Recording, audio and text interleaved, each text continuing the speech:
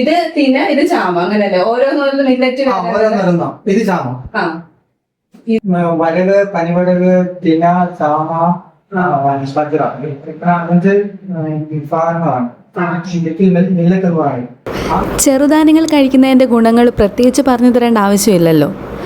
ഷുഗറും കൊളസ്ട്രോളൊക്കെ കുറയ്ക്കാനും വെയിറ്റ് കുറയ്ക്കാനും നല്ല എനർജി കിട്ടാനും പ്രോട്ടീനും ആൻറ്റി ഓക്സിഡൻസും ഒക്കെ നമ്മുടെ ശരീരത്തിൽ കിട്ടാനും ഒക്കെ നമുക്ക് ചെറുധാന്യങ്ങൾ വളരെയധികം സഹായിക്കുന്നുണ്ട്.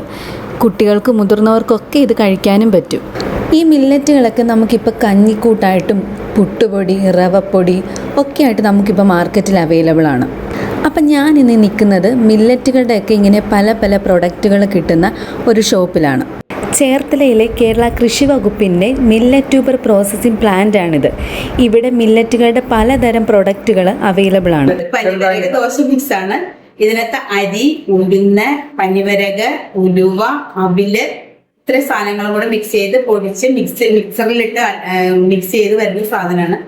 ദോശ ഉണ്ടാക്കിയ അതാ ദോശയെക്കാട്ടി സൂപ്പർ.